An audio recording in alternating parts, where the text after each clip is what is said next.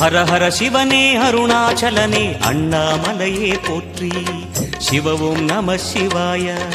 சிவ சிவ ஹரனே சோணாச்சலனே அண்ணாமலையே போற்றி. ஹரவும் நம சிவாய. அனலே நம சிவாயம், அழலே நம சிவாயம், கனலே நம சிவாயம், காற்றே நம சிவாயம்.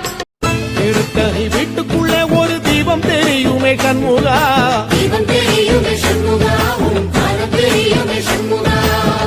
ஆரோகர கோஷத்திலே ஓ முகம் சிரிக்குமே கண்முகா, முகம் சிரிக்குமே சண்முகா, ஆறு முகம் சிரிக்கும்